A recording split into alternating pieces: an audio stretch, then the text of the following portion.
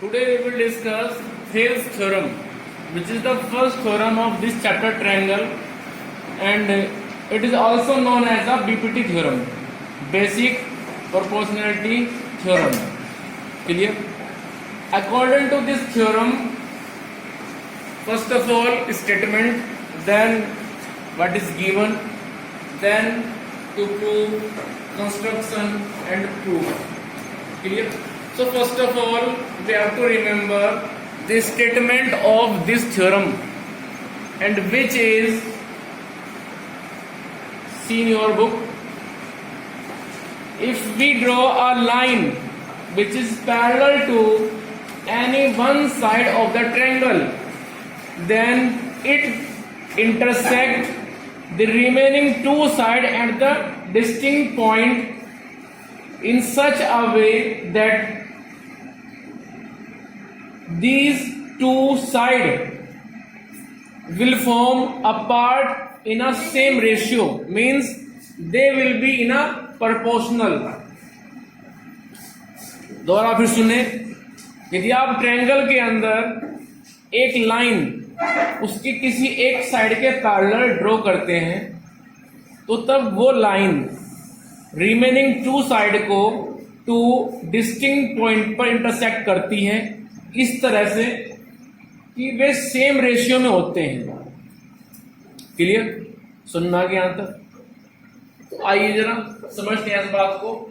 अभी लिखे हैं कोई नहीं, पहले समझिए.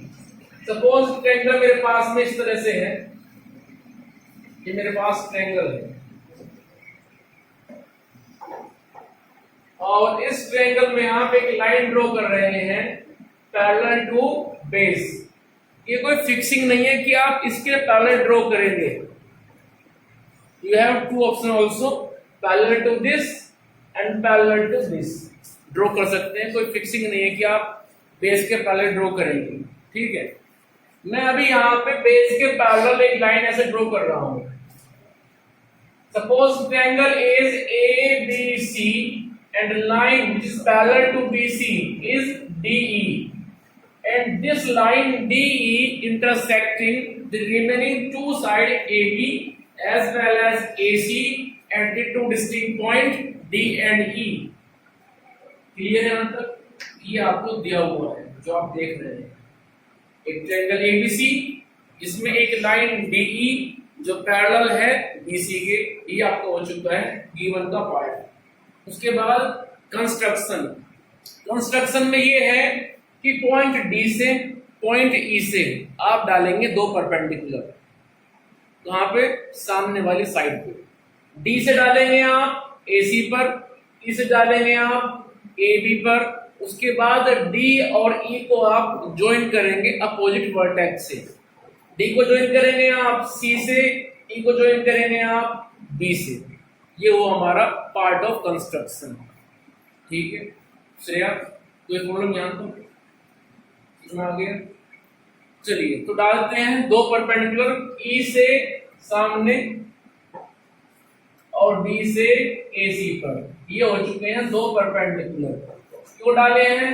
तो मैंने कल बताया था आपको, जब तक ट्रायंगल के अंदर परपेंडिकुलर नहीं डालोगे तो उसकी हाइट कहां से मिलेगी, और हाइट नहीं मिलेगी तो उसका एरिया कहां से मिलेगा, और यहाँ पे हम निकालेंगे एरिया. इसलिए हम डाले हैं परपेंडिकुलर. ट्रायंगल के अंदर क्यों आए हैं परपेंडिकुलर? ट्रायंगल से बाहर क्यों नहीं गए?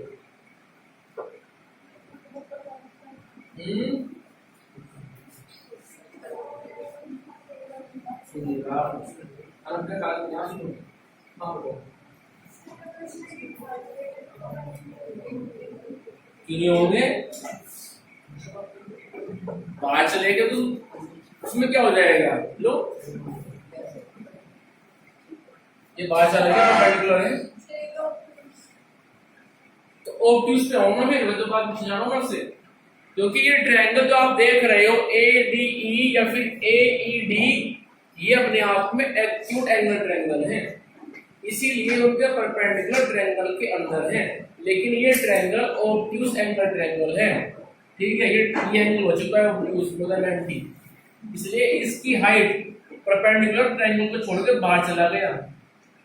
ठीक है श्रेया? लेकिन वहां पे अंदर ही है। चलिए इसके बाद में डी को ज्वाइन करेंगे आप विद सी और ई को ज्वाइन करेंगे आप विद बी। इस तरह से ज्वाइन कर लेने के बाद अब ध्यान से देखिए, ए बी साइड पर और ए सी साइड पर बन चुके हैं दो ट्रायंगल। यदि हम साइड ए बी की बात करें तो triangle A D E and triangle D B E, देख रहे हैं आप।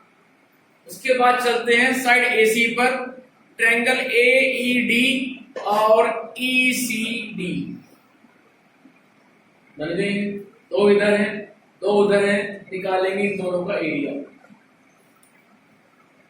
तो पहले समझा रहे हैं, गिवन पार्ट में आ जाएगा a triangle ABC in which BD parallel to DE parallel to BC। उसके बाद में आएगा फिर construction,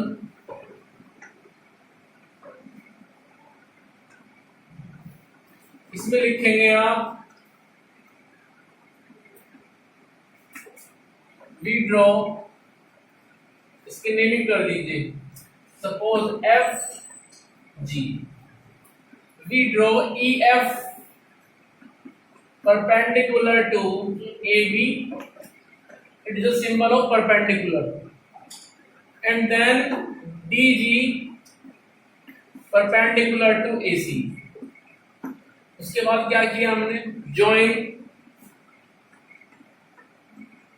we join D to C and E to B।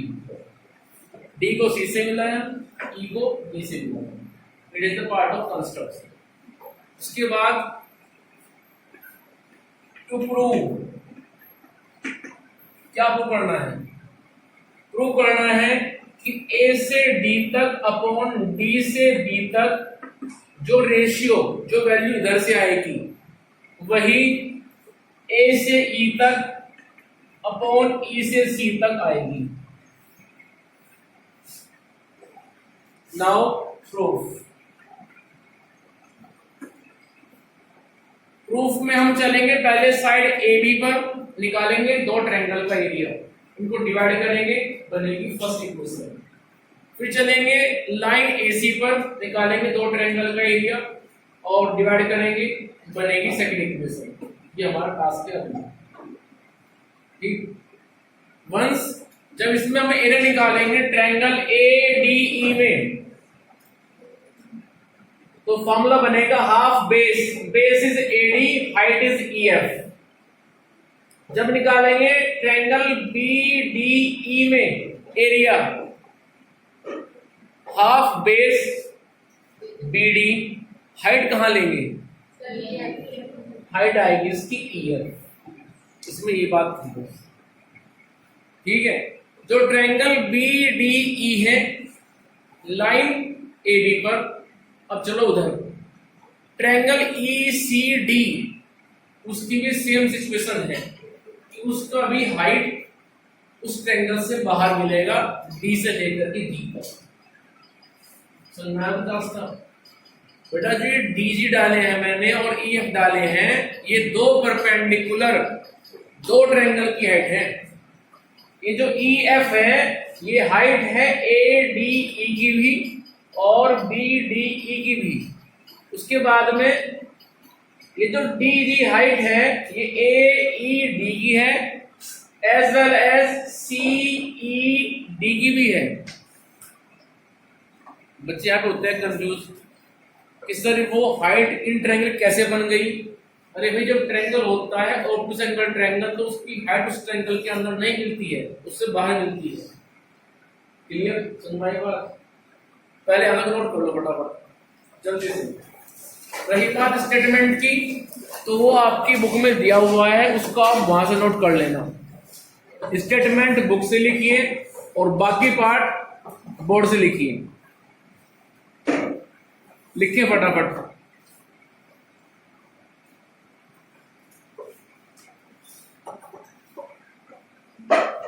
Statement book में दिया हुआ है पेज के टॉप पर। उसके बाद given construction to prove work, board से लिखिए फटाफट, फिगर बनाइए।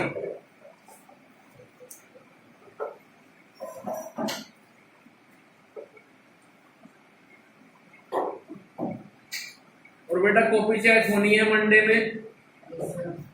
मंडे में बाई चांस छुट्टी रही तो ट्यूसडे में हो जाएगी। ना करो डेली, याद दिला रहा हूं क्योंकि मुझे पता है मैं से कुछ बच्चे निकल के आएंगे उस दिन कि सर हो नहीं पाया, हम बिजी थे।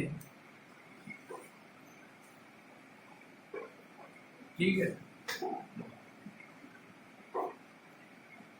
मॉर्निंग में आप दिला रहे हैं, जाते वक्त दिला नहीं पाएंगे क्योंकि उसमें मेरा लेसन नहीं होता है, आपको 9th में होता है, तो उसके लिए आई रियली वेरी सॉरी।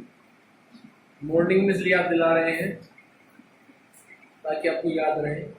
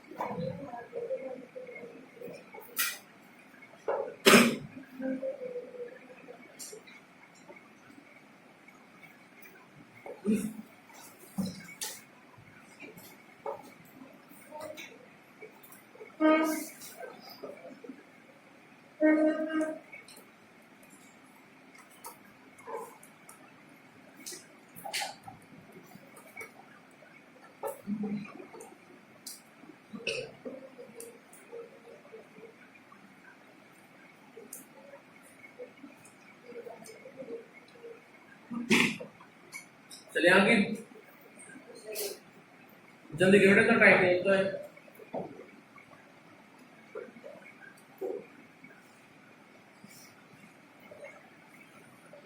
चलिए मैं ऊपर थोड़ा रफ कर देता हूँ इसको।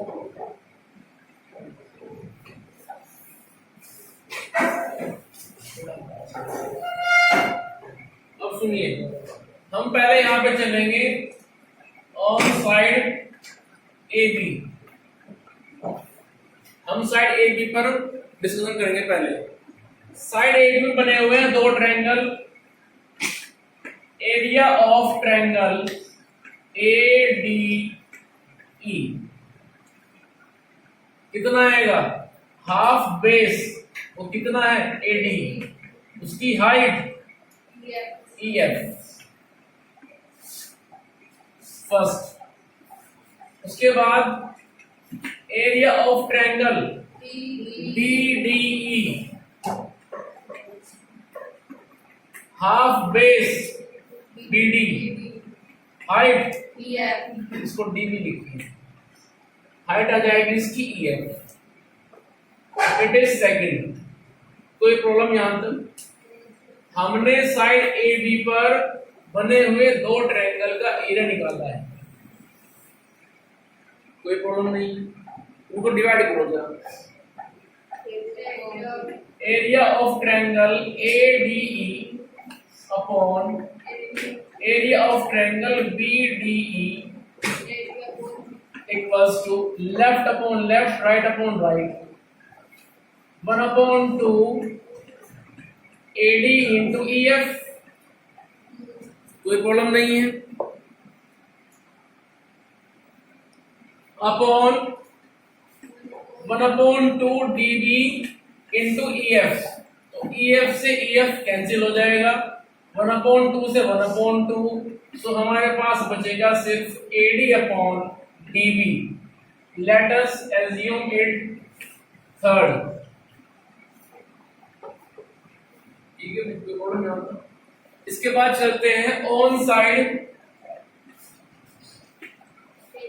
AC और बात करते हैं उस पर बने हुए दो ट्रायंगल के एरिया की। AED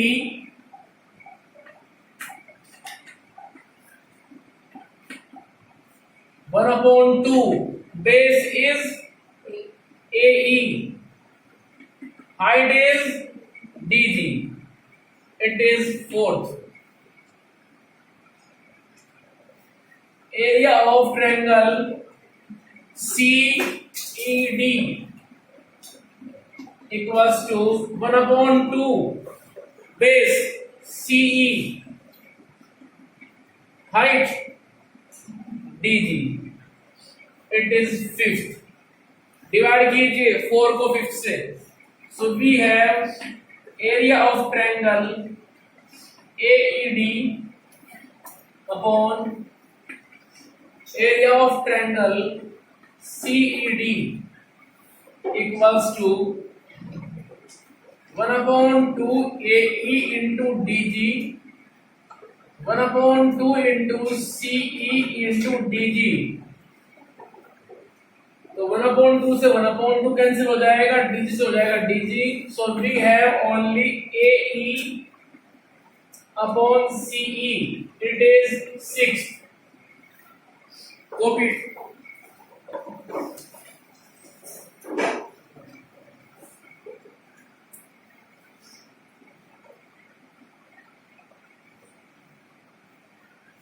यहां तक कोई प्रॉब्लम है तो बताइए।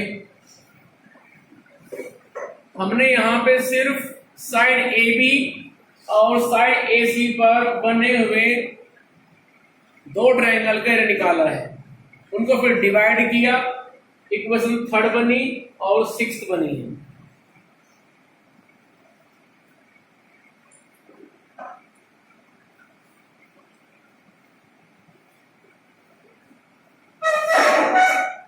जल्दी कॉपी करें।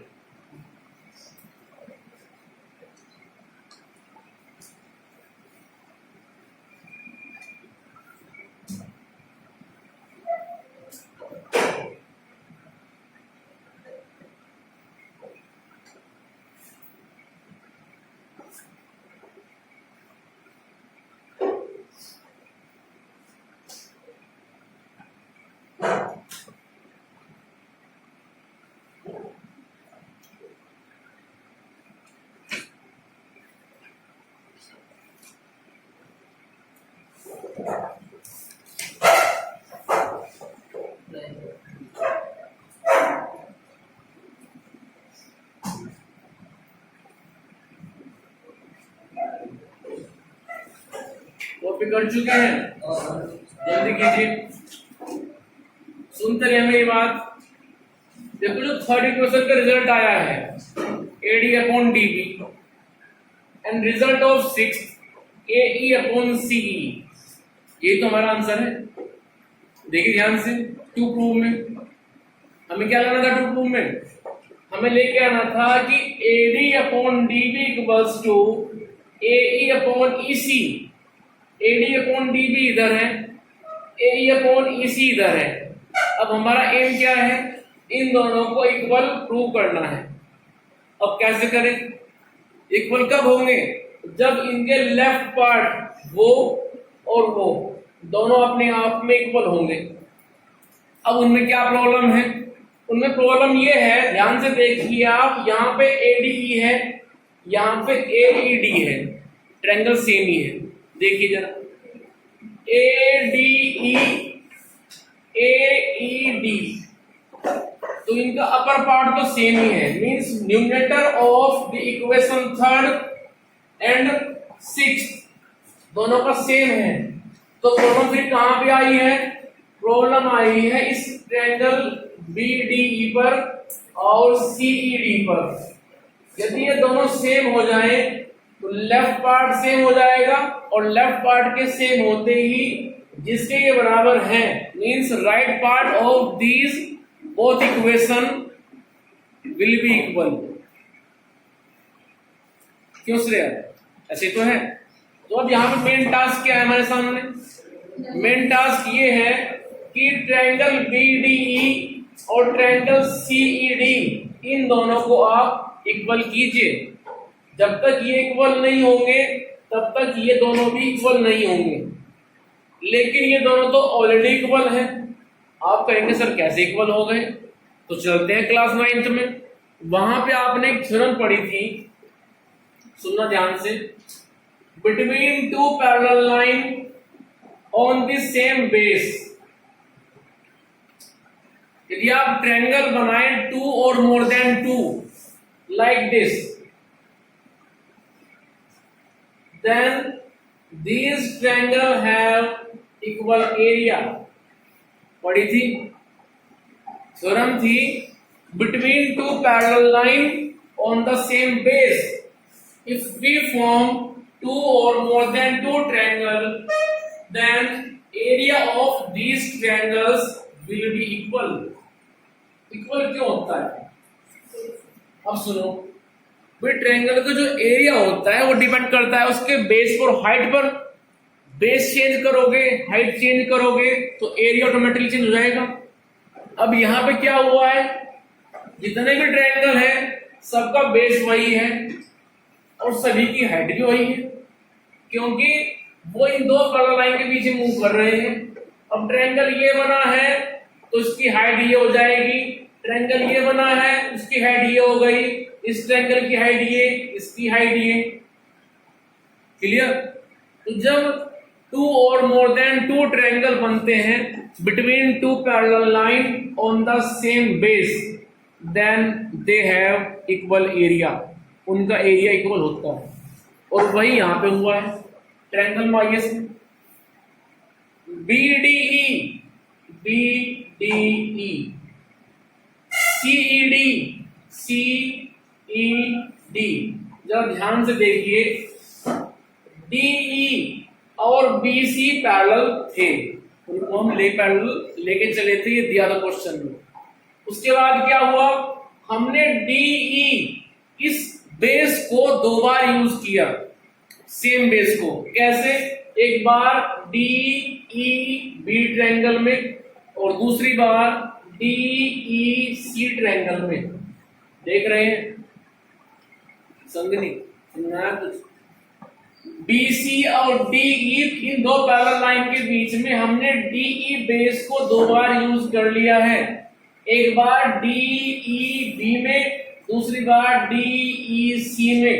सो due to this the triangles DEB and DEC both have equal area। Clear है यहां तक श्रेया? तो लिखिए, मैं बोल रहा हूं, ये कॉपी कर लिया आपने बोर्ड पर, फिर लिखिए इसके बाद में। From the previous class, comma, from the previous class, comma, we know that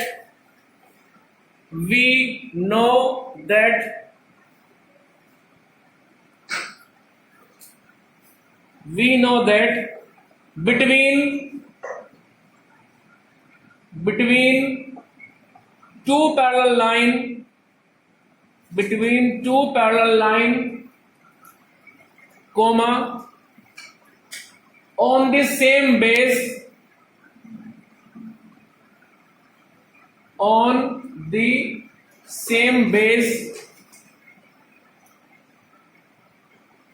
if we form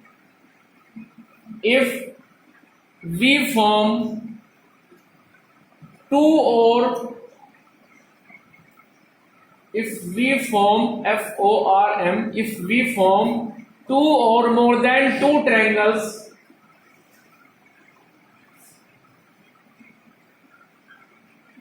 then they have equal area. आपको जो मैंने लिखवाया है वो ये लिखवाया है कि जब आप 2 पैरेलल लाइन के बीच में सेम बेस यूज करते हुए 2 और मोर देन 2 ट्रायंगल बनाएंगे तो उनका एरिया सेम होता है। तो फिर लिखिए आप नेक्स्ट लाइन में, दिस इंप्लाइज, ऐसे लिखना है एरो लगा करके, क्या भी लिख दो इसमें, this implies the area of triangle, the area of triangle BDE, this implies the area of triangle BDE and area of triangle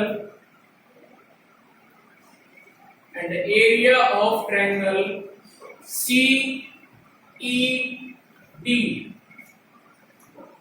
is equal। उसके बाद लिखिए आप नेक्स्ट लाइन से, so in this way left hand side LHS of equation third and sixth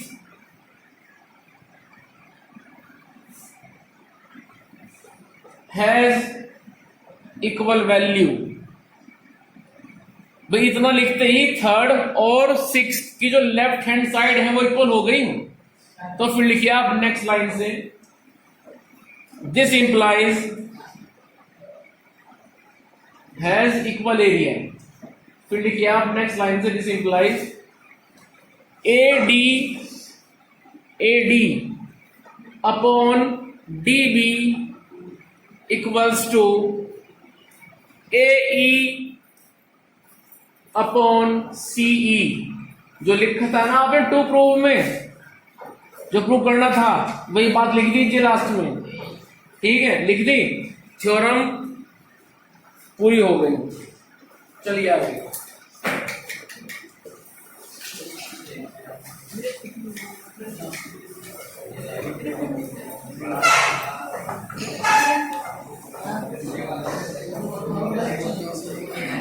अब सुनिए इसके बाद में देखो 6.2 में क्या होगा अंजलि, कुछ क्वेश्चन ऐसे आएंगे वहां पे जिनमें आप थेस थ्योरम को यूज करेंगे, लेकिन कुछ ऐसे भी होंगे जिनमें हम एक अनदर रिजल्ट यूज करते हैं, वो बनता इससे ही है थेस थ्योरम से। कैसे, आइए अभी आपने क्या लिखा है आज तक कि AD upon DB equals to, पहले समझेंगे बाद में लिखवाऊंगा इसको, AE अपॉन EC लिखा है, दोनों तरफ 1 ऐड कर दीजिए, so AD upon DB equals +1 equals to, अभी समझते रहे, +1, जरा एलसीएम लीजिए, 1 को लिखिए 1/1,